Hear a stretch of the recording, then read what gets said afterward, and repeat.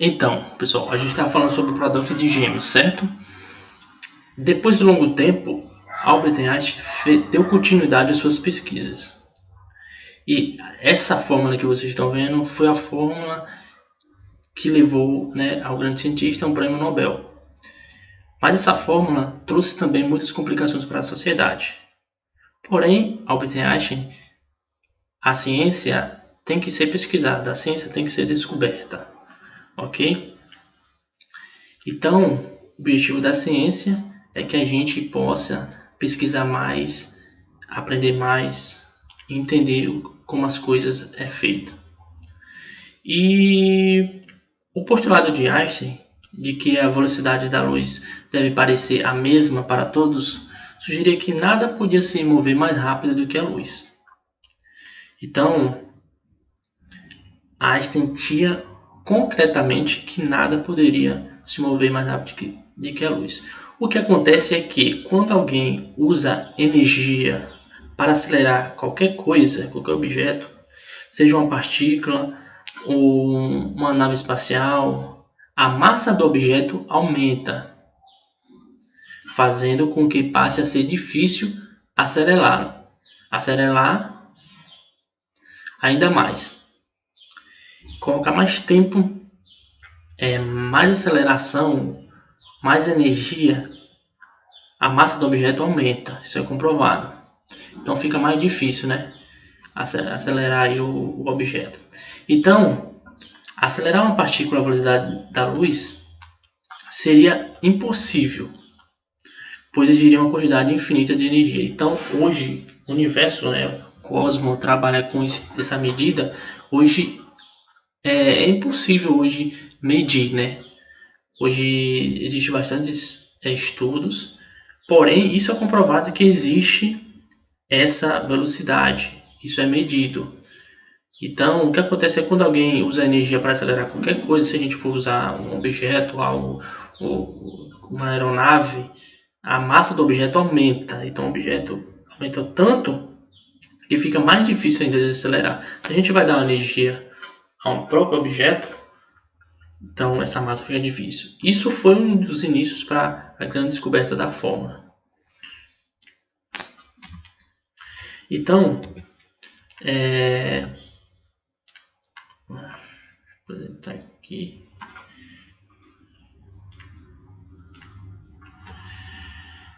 Aqui é o seguinte.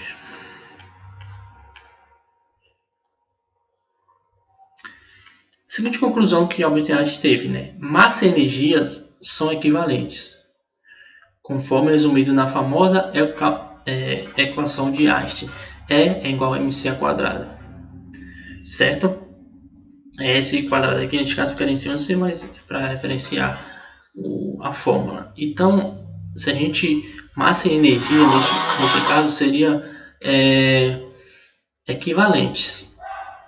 Então, foi aí que, né, foi resumida a famosa equação de Einstein. Neste caso, através dessa fórmula, foi descoberta várias outras fórmulas também. Então, essa fórmula distingue várias outras fórmulas que pode ser comprovada hoje, que pode ser testada hoje durante a física quântica e também no nosso dia a dia também. Através dessa fórmula, hoje a física aponta muitas formas aí que pode ser testada. Então ele chegou a essa seguinte conclusão, né? A equivalência aqui, sinônimo de equivalência, tem a ver com um valor, um preço, uma força, uma capacidade. Então, são sinônimos de equivalência.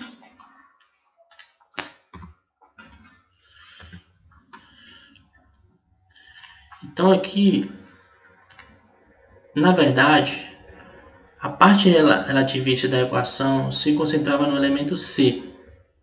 Então a fórmula lá E igual a mc² se concentra no elemento C, neste caso da fórmula C. Da fórmula. A velocidade da luz, que segundo a teoria da relatividade é a única constante do universo. Então a velocidade da luz é constante, ou seja, tempo, espaço, matéria e energia são relativos. Mas a velocidade da luz no vácuo é sempre a mesma. Então, independente do referencial adotado para medi-lo. Então, a parte relativista da equação se considera um elemento C.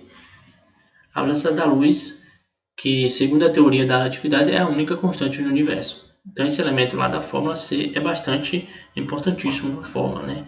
Que trouxe outras fórmulas e outras pesquisas que revolucionou a nossa sociedade e trouxe mais testes e novas descobertas também no nosso mundo.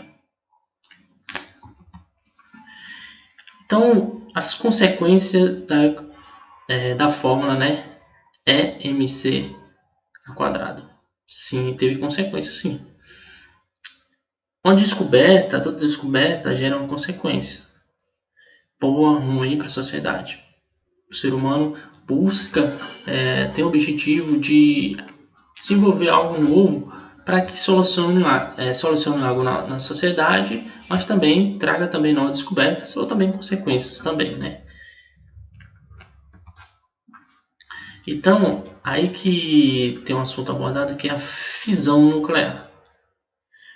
O que é fisão nuclear? Percepção de que se o núcleo de um átomo de urânio fosse dividido em dois núcleos com massa total geralmente menor, isso liberaria uma tremenda quantidade de energia.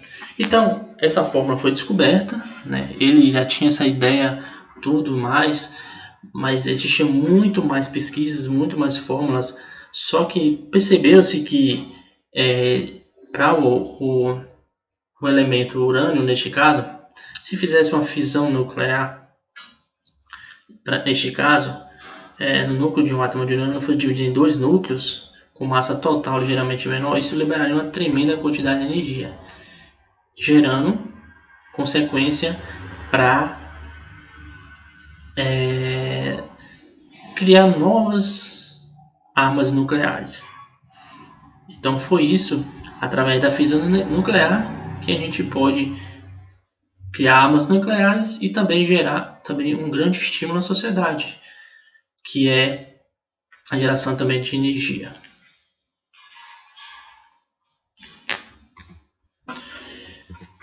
Mas tinha o seguinte, né?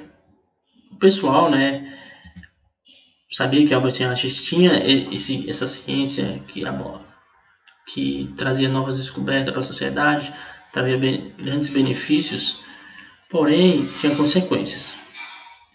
Então, Albert Einstein sabia do que essa fisão nuclear poderia fazer na sociedade. Ele tinha ideia do que poderia surgir neste caso.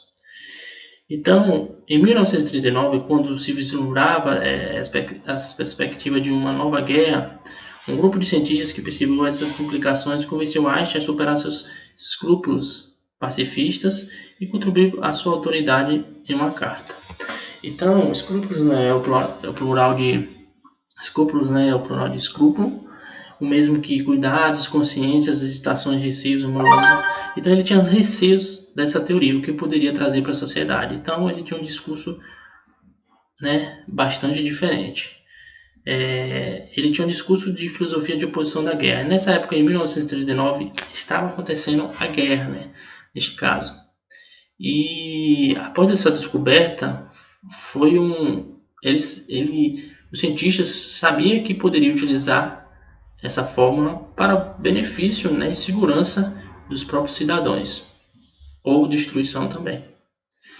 Então essa fórmula deu uma origem, né, com a fissão nuclear, deu uma origem a uma famosa bomba que destruiu muito e matou muitos,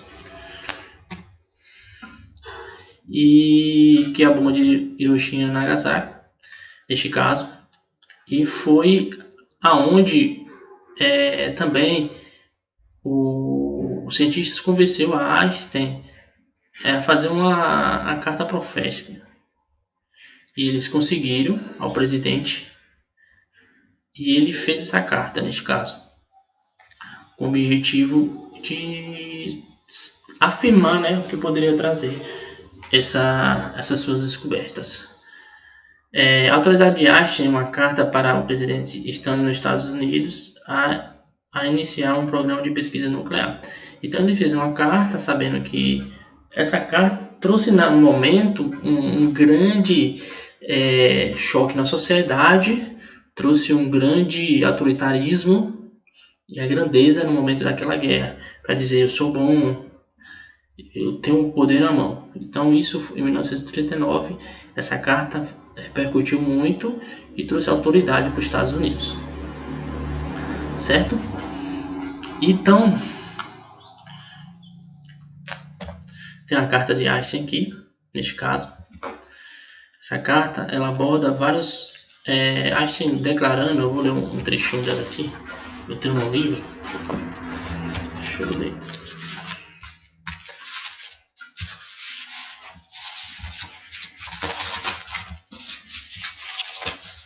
Conceito aqui.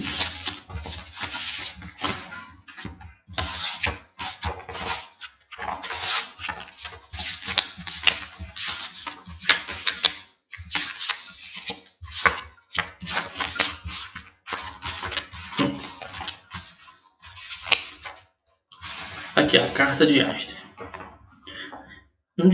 No decurso dos últimos meses, tornou-se provável, mediante o trabalho de George na França, bem como de Femme e Island, nos Estados Unidos, que pode vir a ser possível desencadear uma reação em cadeia nuclear, uma grande massa de urânio, mediante a qual vastos montantes de energia e grandes quantidades de novos elementos com as propriedades do rádio seriam gerados.